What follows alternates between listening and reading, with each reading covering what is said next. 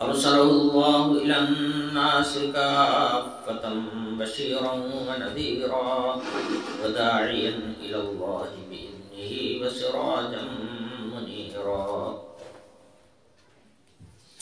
أما بعد فأعوذ بالله من الشيطان الرجيم. بسم الله الرحمن الرحيم. ولا تمدن عينيك إلى ما متعنا به أزواجا منهم زهرة الحياة الدنيا لنفتنهم فيه ورزق ربك خير وأبقى.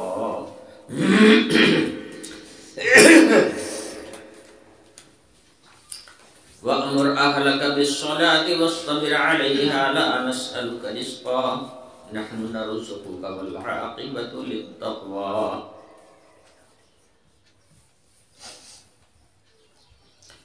وقالوا لولا يأتينا بآية من ربه أولم تأتهم بينة ما في الصحف الأولى.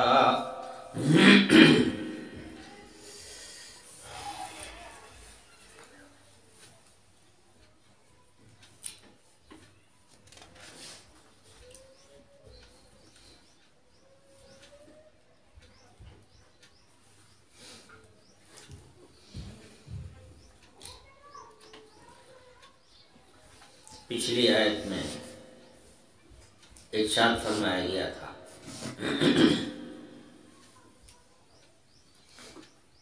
کہ اگر آپ کو لوگ ستاتے ہیں، پریشان کرتے،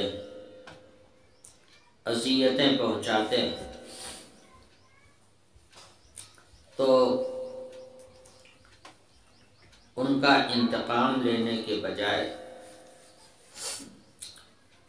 ان سے بدلہ لینے کی فکر کرنے کے بجائے آپ اپنے اوقات کو رجوع الی اللہ میں صرف کیا کریں، ان کی اذیتوں پر صبر کریں اور اپنے رب کی حمد و ثنا میں مشغول ہوں۔ اشارہ ہے نماز کی طرف، چونکہ عبادات میں سب سے بہتر طریقہ عبادت نماز کا طریقہ ہے، اس لیے نماز کی طرف متوجہ ہو جانے کا حکم فرمایا گیا۔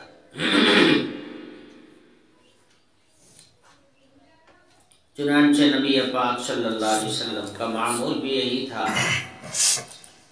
کہ جب بھی کوئی گھبراہٹ کی بات پیش آتی تو آپ نماز کی طرف متوجہ ہو جایا کرتے تھے۔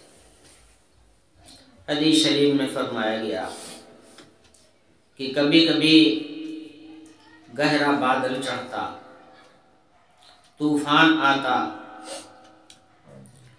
تاریکی چھا جاتی، حضور نماز کی طرف متوجہ ہو جاتے، نماز میں مشغول ہو جاتے۔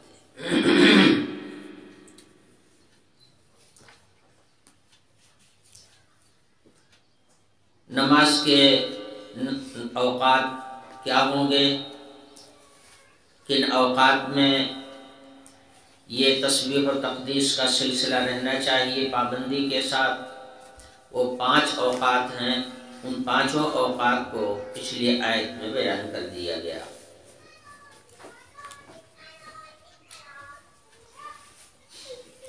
اگلی آیت میں سمجھ لیجئے کہ جملہ معترضہ کے طور پر ایک دوسری بات ارشاد فرمائی جا رہی ہے، اور آگے اپنے آل اولاد کو اور اپنے بچوں کو اور اپنے گھر کے افراد کو بھی نماز کی تلقین کا حکم کیا جا رہا ہے، مگر درمیان میں چاہے اس کو جملہ معترضہ کہہ لیجئے اور چاہے اس کو اس نماز کے اندر مخل چیز سمجھ کر اس کی تنبیہ سمجھ لیجئے۔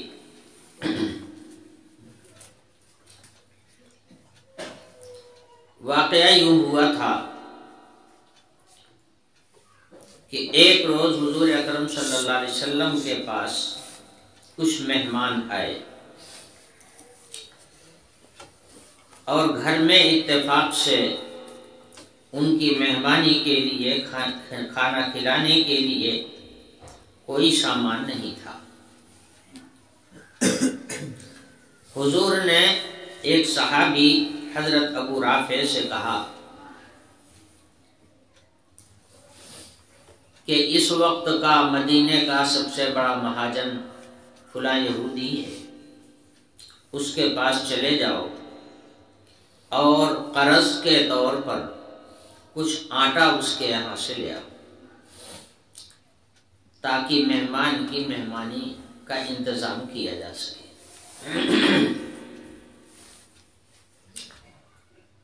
یہودی حضور اکرم صلی اللہ علیہ وسلم سے حسد رکھتا تھا۔ جب انہوں نے یہ درخواست اس کے سامنے رکھی تو اس نے کہا کہ ہم اس طرح سے آٹا تمہیں نہیں دیں گے، ہمارے پاس لا کر کے کوئی سامان گرو رکھو، اس کے بدلے میں تو ہم دے دیں گے، اور بغیر کسی رہن کے میں آٹا نہیں دے سکتا۔ یہ تھا اس کا جواب۔ ابو رافع نے آ کر حضور اکرم صلی اللہ علیہ وسلم سے ذکر کیا کہ یا رسول اللہ، میں نے آپ کا پیغام اس کو سنایا مگر اس نے دینے سے انکار کیا اور یہ کہا کہ کوئی چیز گرو رکھو ہمارے پاس تو اس کے بدلے میں ہم آٹا دے دیں گے، ایسے نہیں دیں گے۔ حضور اکرم صلی اللہ علیہ وسلم نے ارشاد فرمایا، قسم خدا کی میں زمین پر بھی امین ہوں اور آسمان پر بھی امین ہوں، میں ایک امانت دار ہوں، اللہ پاک نے مجھے امین بنایا ہے۔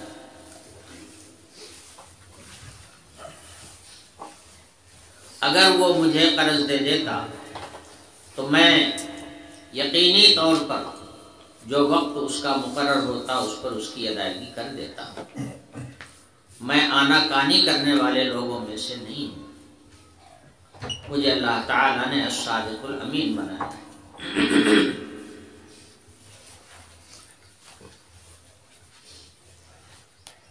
یہی سے پتہ چل گیا کہ امانت داری میں یہ بات داخل ہے کہ اگر کسی سے کوئی قول و قرار ہو، کوئی عہد و پیمان ہو تو اس پر آدمی قائم رہے۔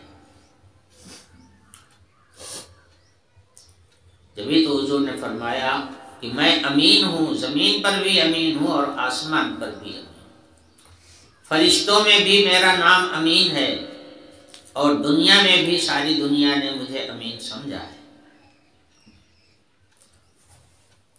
قریش مکہ حضور اکرم صلی اللہ علیہ وسلم سے سخت عداوت رکھنے کے باوجود حضور کو دنیا کا سب سے بڑا امانت دار سمجھتے، اپنی قیمتی چیزیں حفاظت کے لیے ودیعت کے طور پر حضور کے پاس رکھتے تھے۔ انہیں دنیا میں کسی پر بھروسہ نہ ہو مگر جناب رسول اللہ صلی اللہ علیہ وسلم سے سب کو بھروسہ،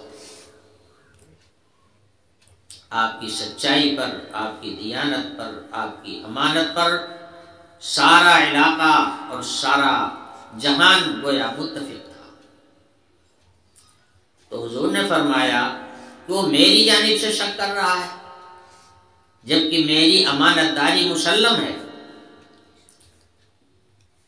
تمام اہل مکہ حضور اکرم صلی اللہ علیہ وسلم کو الصادق الامین کہتے تھے۔ جب حضور نے اپنی نبوت کا دعویٰ کیا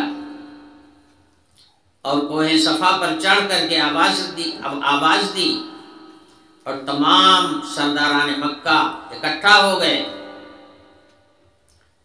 تو حضور نے یہی سوال کیا تھا کہ یہ بتاؤ کہ تم لوگ مجھے سچا سمجھتے ہو کہ جھوٹا؟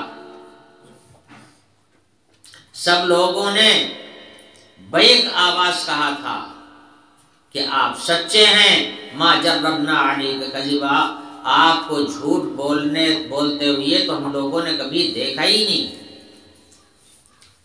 ہمارے تجربے میں نہیں آئی ہے یہ بات کہ آپ نے کبھی جھوٹ بولا ہو۔ تو حضور اکرم صلی اللہ علیہ وسلم نے پھر اپنی نبوت ان کے سامنے پیش کیا۔ کہنے کا مطلب یہ ہے کہ قریش مکہ چاہے حضور کی نبوت کو مانتے ہوں اور چاہے نہ مانتے ہوں، حضور کی رسالت کے قائل ہوں یا نہ ہوں، مگر اس بات پر سب کا اتفاق تھا کہ محمد کی زبان سچی ہے، کبھی جھوٹ نہیں بولتے۔ تو اس حدیث میں حضور نے ارشاد فرمایا انی لامین فی السماء وامین فی الارض، میں آسمان میں بھی امانت دار ہوں، فرشتوں میں بھی میری امانت داری کا چرچا ہے، اور دنیا کے لوگوں نے بھی میری امانت داری پر اتفاق کیا ہے، سب نے سچا سمجھا ہے۔ تو میں جھوٹ بولنے والے لوگوں میں سے نہیں ہوں، میں دغا بازی کرنے والے لوگوں میں سے نہیں ہوں، میں فریب دینے والے لوگوں میں سے نہیں ہوں، میں سچی زبان رکھنے والا ہوں، اگر وہ ہمیں دے دیتا تو میں ضرور اس کی ادائیگی کر دیتا۔ پھر حضور نے فرمایا کہ اچھا ایسا کرو، میری یہ لوہے کی زرہ رکھی ہوئی ہے، زرہ جو ہے یہ لوہے کا کرتا ہوتا ہے جو میدان جنگ میں استعمال کیا جاتا ہے۔ حضور نے فرمایا کہ یہ میری زرہ رکھی ہوئی ہے، لے جا کر کے اس یہودی کے یہاں گرو رکھ دو۔ وہ لے کر کے گئے تو اس نے جب زرہ رکھ لیا ہے تو اس کے بعد اس نے آٹا دیا۔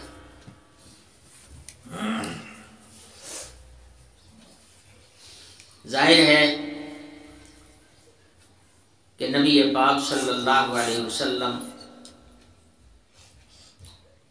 تو وہ ہیں جو دنیا میں سب کے آقا اور مولا ہیں، نبیوں کے بھی سردار ہیں، سید الاولین والآخرین ہیں، اور گھر میں ساز و سامان کا یہ حال ہے کہ مہمان آ گیا تو پکانے کے لیے آٹا نہیں، مقام و مرتبہ تو اتنا ہے، اتنا اونچا ہے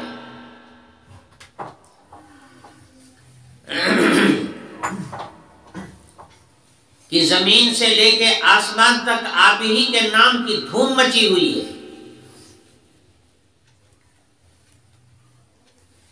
خسروا عرش پہ اڑتا ہے پھریرا تیرا،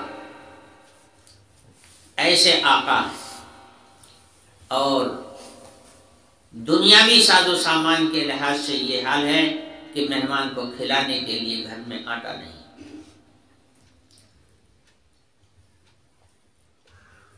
انسان کی طبیعت کچھ ایسی ہے کہ جس کے پاس دنیا کی دولت دیکھتا ہے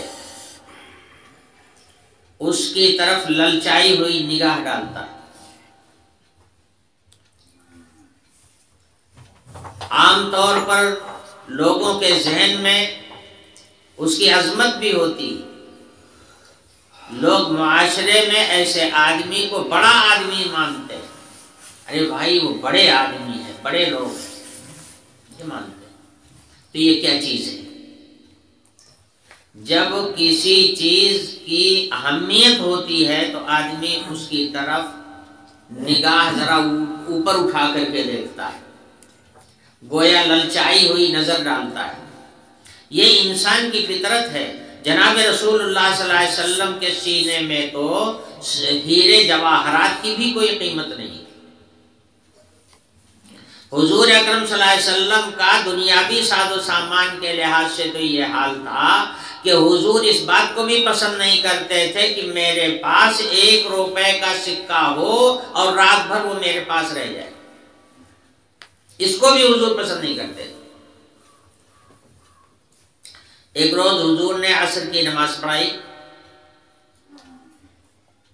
سلام پھیر کر کے نہایت تیزی کے ساتھ گھر کی طرف گئے، حضرات صحابہ نے دیکھا تو گھبرا گئے کہ کیا واقعہ ہو گیا، کون سی ایسی بات ہو گئی کہ حضور بڑی عجلت کے ساتھ گھر کی طرف گئے، جبکہ ہمیشہ کا معمول ایسا نہیں ہے، اچانک گئے۔ اس سے مطلب ہے کہ کوئی خاص بات ہے جس کی وجہ سے گئے۔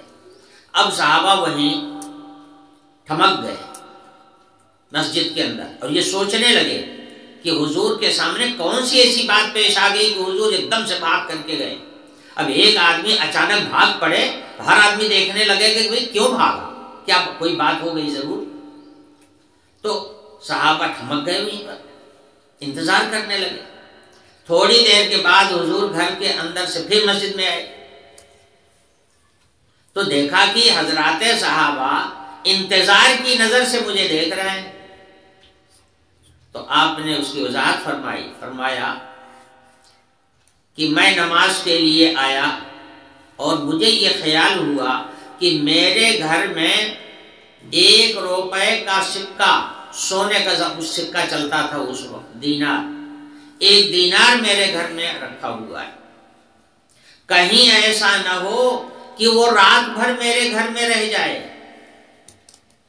اس لیے میں جھپٹ کر کے گیا اور میں نے اس کو حکم دیا گھر والوں کو کہ کسی کو بلا کر کے اس کو صدقہ کر دو فوراً، یہ رات میں میرے گھر میں نہ رہے۔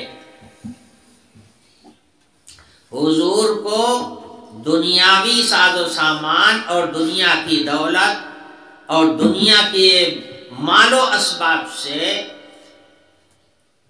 محبت تو کیا ہوتی، الٹا نفرت تھی۔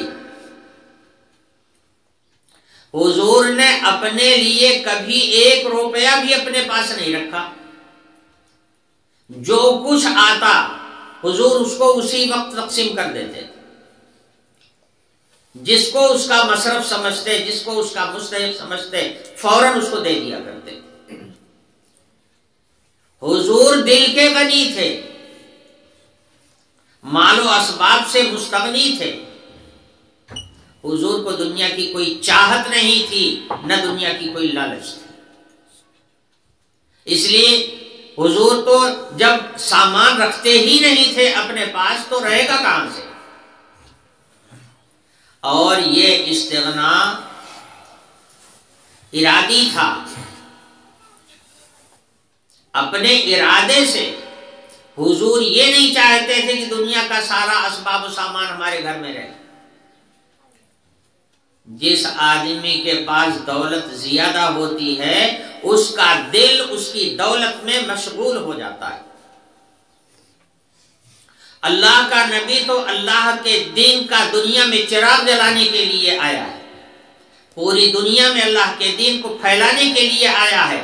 اگر مال و اسباب اس کے دل میں بسا ہوا ہوگا تو وہ کام ہی کیا کر پائے گا؟ اس لیے حضور کو تو دنیا سے اور دنیا کی دولت سے ایک گنا نفرت تھی۔ محبت اور چاہت تو کیا ہوتی؟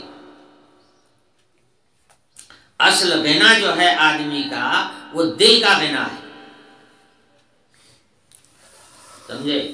دل مستغنی ہو ہر چیز سے، یہ ہے مالداری۔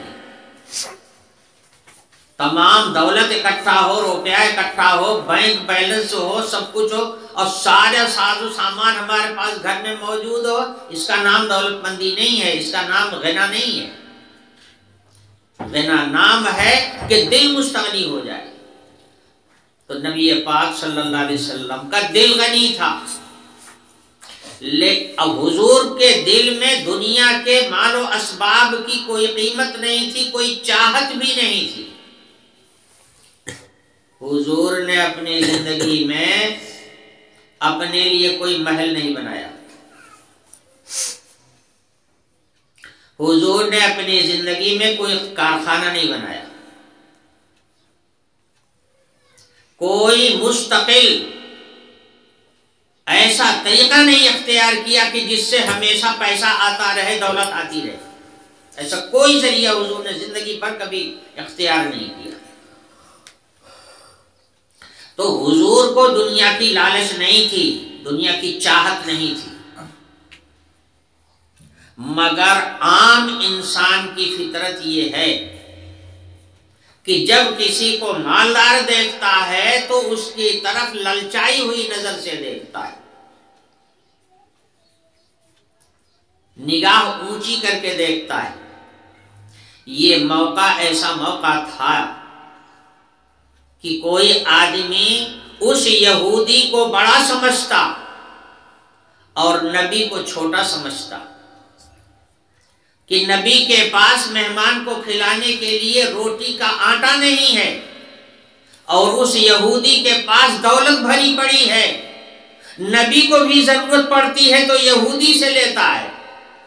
کوئی سمجھ سکتا تھا، کسی کی نظر للچائی ہوئی نظر پڑ سکتی تھی، اس لیے اللہ پاک نے اپنے نبی کو ارشاد فرمایا، اور نبی کو حکم دیتے ہیں، مراد امت ہوتی ہے، فرمایا لا تمدن عینیک الی ما متعنا به ازواجا منهم زہرۃ الحیاۃ الدنیا لنفتنہم فیہ۔ یہ دنیا کی دولت جس کو ہم دیتے ہیں اس کو آزماتے ہیں، آزمائش ہوتی ہے یہ دولت، تو ہم جسے دنیا دیتے ہیں آزمانے کے لیے دیتے۔ اگر ہم نے کسی کو دنیا کی دولت سے بھر دیا ہے تو آپ لوگ للچائی ہوئی نظر سے اس کو نہ دیکھیں، اس لیے کہ یہ تو ایک آزمائش کا سامان ہے، للچائی ہوئی نظر سے اس کو نہ دیکھیں، اس کو بڑا آدمی نہ سمجھیں، اس لیے کہ جو دولت اس کے پاس آئی ہے وہ اس کے بیچارے کے لیے خود بھی زحمت ہے۔ حدیث شریف میں فرمایا گیا نا، اگر دیندار آدمی کے پاس بھی دولت بہت بھری پڑی ہے تو وہ بھی کوئی اچھی چیز نہیں ہے۔ حدیث شریف میں ارشاد فرمایا گیا کہ غریب لوگ جو مومن ہیں یہ جنت میں مالدار مومنوں سے 500 برس پہلے پہنچ جائیں گے۔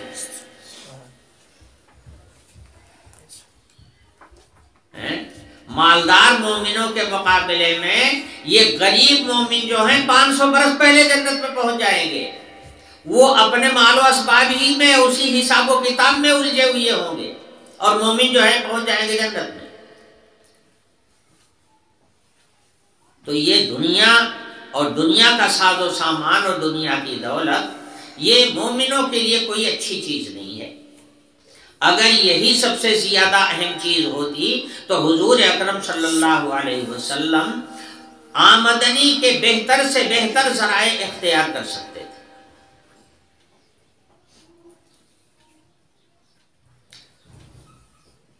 اللہ تعالی نے ایک دفعہ اپنے نبی سے پوچھا تھا کہ اگر آپ چاہیں تو یہ مدینے کے پہاڑ جو ہیں یہ آپ کے لیے سونا بنا دیے جائیں۔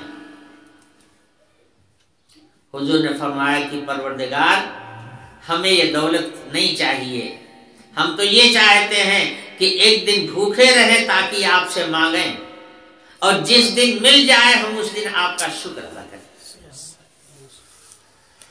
ہم کیا کریں گے اس دولت کو؟ دولت کسی کے ساتھ میں گئی ہے آج تک؟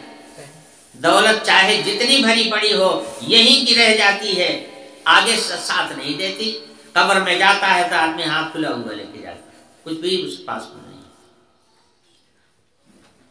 تو حضور اکرم صلی اللہ علیہ وسلم کی نگاہ تو مال و اسباب کی طرف تھی ہی نہیں، حضور کو ذریعہ بنایا گیا ہے امت کی اصلاح کے لیے اور امت کی ہدایت کے لیے۔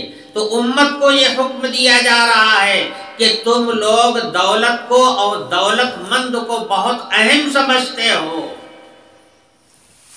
یہ اہمیت تمہارے دل میں نہیں ہونی چاہیے، اس لیے کہ جس کو اللہ تعالیٰ دولت دیتے ہیں اس کو آزمائش میں بھی ڈالتے ہیں، آزمایا جاتا ہے کہ یہ اس دولت کے نشے میں چور ہو کر صرف اسی دولت کا ہو رہتا ہے یا میرا ہو کے رہتا ہے۔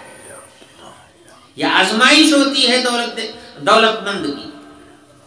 اس لیے ارشاد فرمایا گیا لا تمدن عینیک الی ما متعنا بہ، جن لوگوں کو ہم نے دنیا کے راحت اور آسائش کا اور عیش کا سامان دے رکھا ہے، جیسے مثلا یہ یہودی جس کے یہاں آپ کو آٹا لینے کے لیے جانا پڑا، تو ہم نے ان کو دنیا کی دولت عطا کر دی ہے، بڑے بڑے دولت مند ہیں یہ، لیکن ان کی اہمیت اور ان کی عظمت تمہارے دل میں نہیں ہونی چاہیے، اس لیے کہ یہ دولت تو صرف آزمائش کا ایک ذریعہ ہے، حاصل اس سے کچھ بھی نہیں ہوتا۔ آدمی کے مالدار ہونے کے لیے بس اتنا کافی ہے کہ آدمی کی ضرورت پوری ہو جائے، جس کو کہتے ہیں بقدر کفاف، بقدر کفاف مل جائے، ہم اپنی ضروریات میں کسی کے محتاج نہ ہوں، ہماری ضرورت پوری ہو جائے، بس اتنی دولت کافی ہے آدمی کے لیے، اور ایسا آدمی دولت مند ہے۔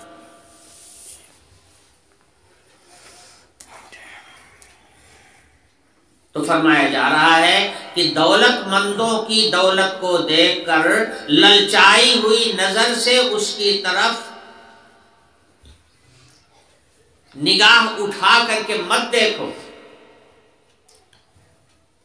زہرۃ الحیات الدنیا، یہ تو دنیا کی رونق ہے، آخرت میں یہ کچھ بھی کام آنے والی چیز نہیں ہے، یہ صرف دنیا کی رونق ہے۔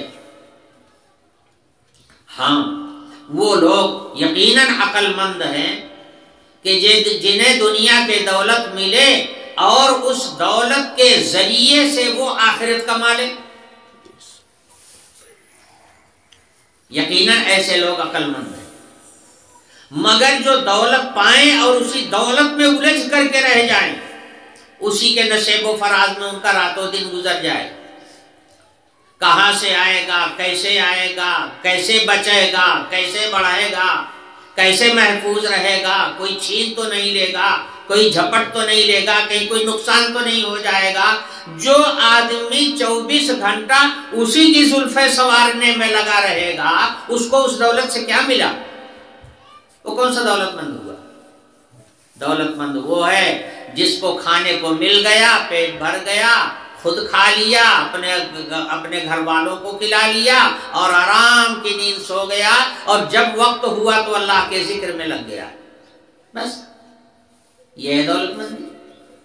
اسی کو فرمایا گیا اس آیت میں لا تمدن عینیک، اپنی نگاہیں اونچی کر کے مت دیکھیے ایسے لوگوں کو جن کو ہم نے دنیا کی دولت سے بھر رکھا ہے، اس لیے کہ یہ دنیا کی رونق ہے، اور ہم جس کو دولت دیتے ہیں اس کو آزمائش میں ڈالتے ہیں، اس کو آزماتے ہیں کہ دیکھتے ہیں یہ ہماری دی ہوئی اسی دولت کا پجاری بن کے رہ جاتا ہے کہ یہ مجھے بھی کبھی سوچتا ہے کہ دیا کس نے ہے۔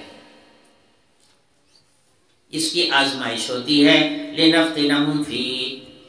آگے ارشاد فرمایا گیا وَرِزْقُ رَبِّكَ خَيْرٌ وَأَبْقَىٰ، تمہارے رب کا دیا ہوا جو رزق ہے وہی باقی رہنے والا ہے اور وہی بہتر ہے۔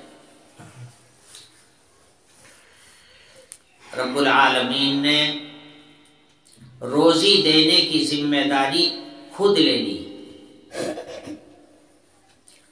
کسی کو ذمہ داری نہیں دی روزی کی کہ تم اس کی روزی کا انتظام کرو، روزی کا ذمہ اللہ پاک نے خود لیا ہے۔ قرآن پاک کے اندر آیت موجود ہے مَا مِن دَابَّةٍ فِي الْأَرْضِ إِلَّا عَلَى اللَّهِ رِزْقُهَا، جتنے جاندار اللہ نے زمین کے اوپر پیدا کیے ہیں ان کی روزی کا ذمہ اللہ پاک نے اپنے ذمہ لے لیا، خود لے لیا۔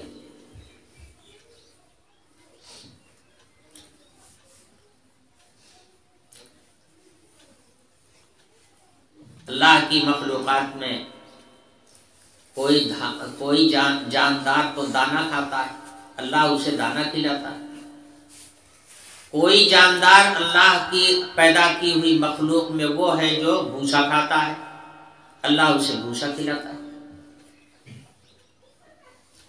اللہ کی پیدا کی ہوئی مخلوقات میں بعض مخلوقات وہ ہیں جو صرف گوشت کھاتی، وہ بھی کچا گوشت، پکا ہوا نہیں۔ اللہ ان کا پیٹ گوشت سے بھرتا ہے۔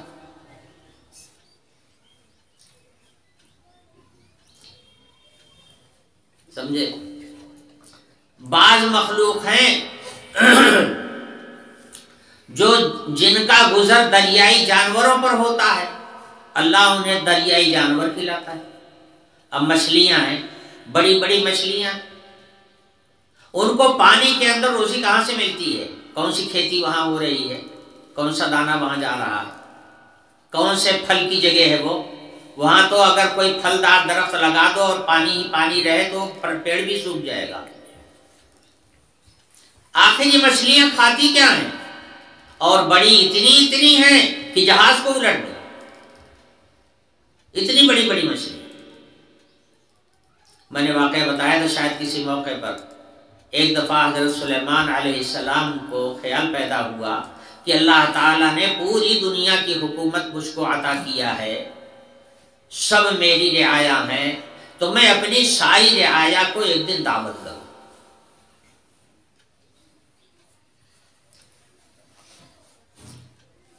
اللہ تعالیٰ سے اجازت لے لیا۔ اللہ تعالیٰ نے فرمایا کہ سلیمان تم ساری مخلوق کو، میری ساری مخلوق کو کھلا نہیں پاؤ گے، بھلے تم پوری دنیا کے بادشاہ ہو مگر سب کو تم کھلا نہیں پاؤ گے۔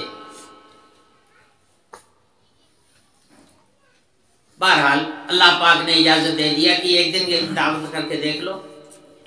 دعوت کر دیا، بہت بڑا دسترخوان لگا، بہت بڑے کھانے کا انتظام اسی انداز سے ہوا کہ پوری دنیا کو دعوت ہے، اور دنیا میں صرف انسان کو نہیں سارے جانوروں کو بھی دعوت ہے، اس لیے کہ حضرت سلیمان علیہ السلام تو انسانوں کی بولی بھی جانتے تھے اور جانوروں کی بولی بھی جانتے تھے، جانوروں سے بھی گفتگو ان کی ہوتی تھی، اور سب ان کی حکومت کے ماتحت تھے، سب رعایا تھے، تو ساری رعایا کی دعوت کرنے کا اہتمام کیا، تو اسی انداز سے انتظام بھی کیا تھا۔ جب وہ دعوت کا وقت ہو گیا تو سمندر کی ایک مچھلی نے اپنا سر نکالا اور کہا کہ کہاں ہے وہ کھانا، اور وہ کھانا آپ سمجھ لیجئے کہ تقریباً 200 کلومیٹر تک کھانا پھیلا ہوا تھا، اتنا کھانا تیار تھا کہ 200-400 کلومیٹر تک کھانا ہی کھانا رکھا ہوا تھا، اتنا کھانا تیار تھا۔ ایک مچھلی نے سر نکالا اور کہا کہ حضرت کھانا کہاں ہے؟ آپ نے دعوت دیا ہے، میں کھانے کے لیے آ گئی ہوں۔ حضرت نے فرمایا کہ یہ سارا دسترخوان یہاں جہاں تا حد نظر جہاں تک دیکھو کل کھانا ہی کھانا تو ہے، شروع کرو۔ اس مچھلی نے کھانا شروع کیا، جتنا کھانا تیار تھا سارا کھانا ایک ساتھ کھا گئی، اور ابھی اس کا پیٹ نہیں بھرا۔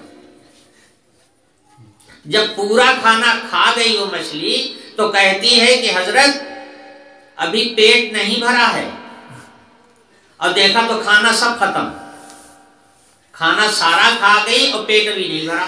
کہتی ہے کہ کچھ اور لائیے، اب کیا دیں گے، جتنا انتظام کیا تو سارا تو ختم ہو گیا، اب کہاں سے لاؤں؟ تو مچھلی نے کہا کہ حضرت آپ نے میرا ایک وقت کا نقصان کیا، آپ نے دعوت دے دیا اور پیٹ بھر کے آپ ہم کو کھلا بھی نہ پائے۔ میرا خدا جس نے مجھے پیدا کیا ہے اتنا کھانا تو مجھے 2 وقت کھلاتا ہے، صبح بھی اتنا کھاتی ہوں، شام کو بھی اتنا کھاتی ہوں، آپ تو ایک وقت بھی میرا پیٹ نہیں بھر پائے۔ اللہ کی ایسی مخلوق ہیں، اللہ کی مخلوقات میں کچھ مخلوق ایسی ہے جو صرف خون پی کر کے رہتی ہے، اللہ اسے خون پلاتا ہے۔ کون کہے گا کہ ہم روزی دیتے ہیں کسی کو؟ ہے کسی کے بس کی بات؟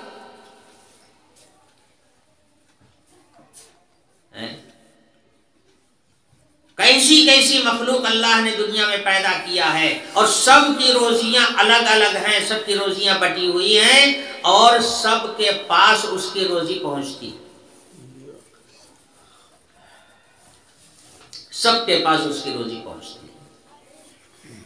ایک دفعہ ایک پتھر کی بڑی چٹان توڑی گئی، اس کے بیچ میں ایک جانور نکلا، پتھر کی چٹان، اس کے بیچوں بیچ جہاں نہ ہوا پہنچ سکتی ہے، نہ پانی پہنچ سکتا ہے، نہ کوئی سامان پہنچ سکتا ہے، اور اتفاق ہے پورے سارے سائنسدانوں کا کہ جہاں آکسیجن نہیں پہنچتی وہاں جاندار رہ نہیں سکتا، بھلا اس پتھر کی چٹان کے بیچ میں کہاں سے آکسیجن پہنچ رہی ہے، کیسے اس کو زندگی ملی ہوئی ہے؟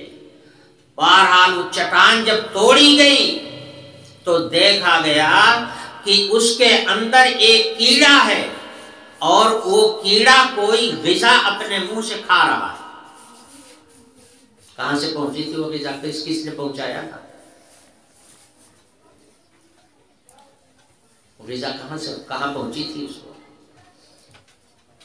اللہ روزی ہر ایک کی صرف اللہ دیتا ہے، اللہ کے علاوہ کوئی روزی کا انتظام نہیں کر سکتا۔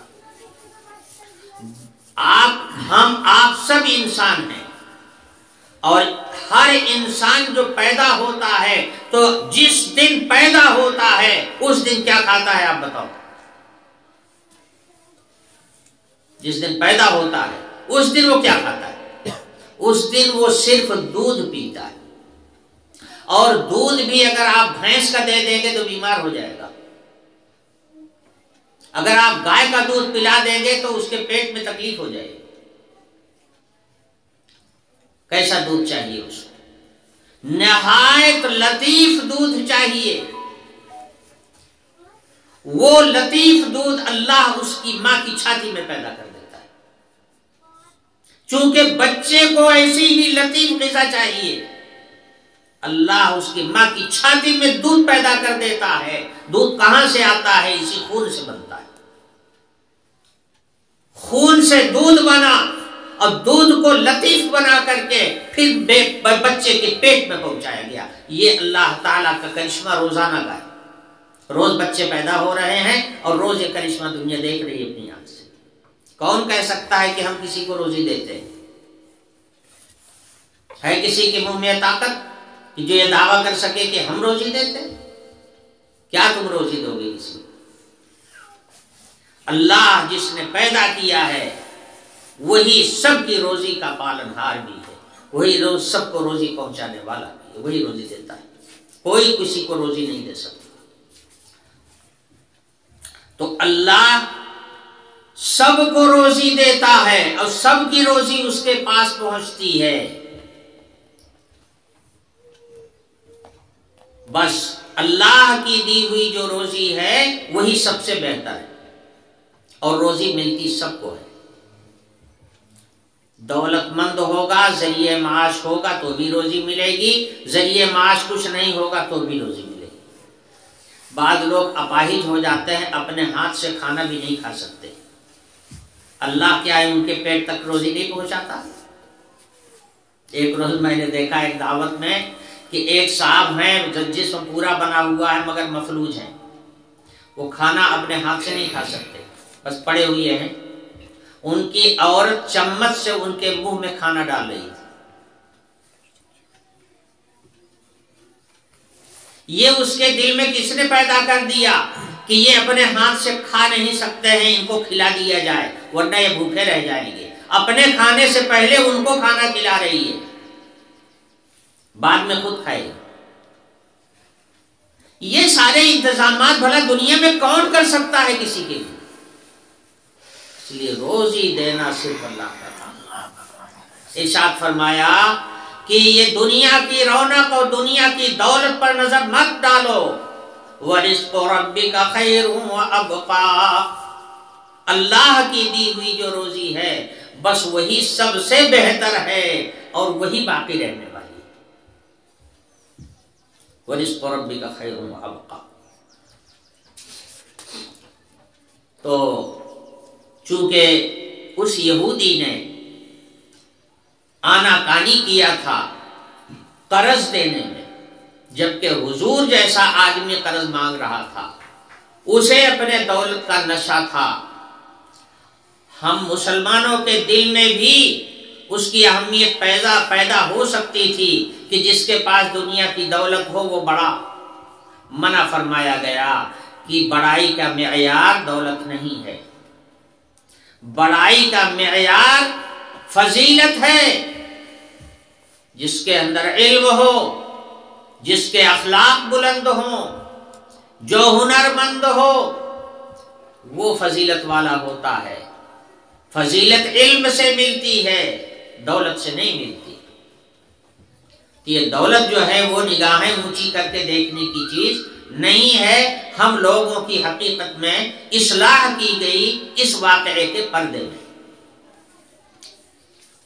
اب پھر وہی مضمون آ جاتا ہے، پیچھے نبی پاک صلی اللہ علیہ وسلم کو 5 اوقات نمازوں کی تعلیم دی گئی، اور اب آگے حکم دیا جا رہا ہے وَأْمُرْ أَهْلَكَ بِالصَّلَاةِ وَاسْتَبِرْ عَلَيْهَا لَا نَسْأَلُكَ رِزْقًا نَحْنُ نَرْزُقُكَ وَالْعَاقِبَةُ لِلتَّقْوَىٰ۔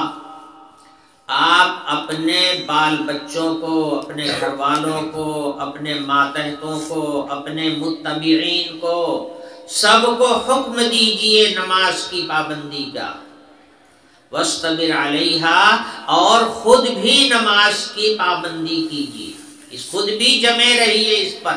یہی نہیں ہے کہ دوسروں کو تو پڑھاتے رہو اور خود کبھی اس کے ڈانڈے نہ جاؤ۔ ایک صاحب تھے یہاں پر، وہ دوسروں کو کی نماز کا تو بڑا فکر رکھتے تھے، صبح کو سب سے پہلے اٹھیں اور سب کو جگاویں، جاؤ جاؤ نماز کا وقت ہو گیا جاؤ، خود نہیں جاتے تھے مسجد میں مگر دوسروں کو بھیجتے تھے۔ تو یہ مطلب نہیں ہے کہ دوسروں کو نماز پڑھنے کے لیے کہو اور اس کو خود پابند بناؤ مگر خود کبھی اس کی گلی نہ جاؤ۔ اس لیے فرمایا گیا کہ اپنے گھر والوں کو، اپنے ماتحتوں کو بھی نماز پڑھواؤ، وَاسْتَبِرْ عَلَيْهَا، اور خود بھی اسی کے اوپر جمے رہو، خود بھی پابندی کرو نماز کی۔ نماز کے اندر، نماز کو جانے میں، نماز کی پابندی کرنے میں ایک چیز مخل ہوتی ہے، وہ ہے روزی کی کمائی۔ روزی کمانے میں مصروف ہیں، نماز کا وقت نہیں مل رہا ہے، کیا کریں، فرصت نہیں ملتی۔ کھیت میں ہیں، فرصت نہیں ہے، تجارت کر رہے ہیں، خرید و فروخت کر رہے ہیں، فرصت نہیں ہے۔ بھئی نماز کیوں نہیں پڑھتے؟ کیا بتائیں یار، فرصت نہیں ملتی۔ دنیا میں جی رہے ہیں، 24 گھنٹہ کھا رہے ہیں جانور کی طرح سے اور سو رہے ہیں، سارا کام ہو رہا ہے مگر نماز کی فرصت نہیں ہے۔ آدمی کو نماز کے پابندی کرنے میں بہانہ جو بنتا ہے وہ یہی بنتا ہے کہ بھئی کیا بتائیں، ذرا اگر کام نہ کرے تو روزی نہیں ملے گی، ڈیوٹی نہ کرے تو روزی نہیں ملے گی، تجارت میں وقت نہیں لگائیں گے تو روزی نہیں ملے گی، کھیت میں نہیں رہیں گے تو روزی نہیں ملے گی، گھٹ جائے گی روزی۔ بس یہ ایک بہانہ ہوتا ہے، نماز میں اور عبادت میں اور رجوع اللہ میں رکاوٹ بنتی ہے یہی روزی کی کمائی۔ اس لیے ارشاد فرمایا کہ نماز جیسی عبادت کی پابندی خود بھی کیجئے، اپنے گھر والوں اور اپنے ماتحتوں کو بھی پابندی کرائیے، خود بھی اسی پر جمے رہیے، دوسروں کو بھی جمائے رکھیے، اور روزی کمانے کی فکر اس کے لیے مانع نہ بنے کہ تم نماز چھوڑ کر کے روزی کماؤ۔ ارشاد فرمایا لا نسألک رزقا، ہم کب تم سے روزی مانگ رہے ہیں، ہم کب کہہ رہے ہیں کہ تم فلانے کو روزی دو، نحن نرزقک، روزی تو ہم دیتے ہیں، والعاقبۃ للتقویٰ، اور جو اچھا انجام ہے وہ متقیوں کا ہوگا، جو اہل تقویٰ ہیں، اللہ سے ڈرنے والے ہیں، اللہ کا خوف رکھنے والے ہیں اور اللہ کے حکموں کی پابندی کرنے والے ہیں، وہی تو اہل تقویٰ ہیں۔ تو جو بہترین انجام ہے وہ اہل تقویٰ کا ہوگا۔ لا نسألک رزقا نحن نرزقك والعاقبۃ للتقوی۔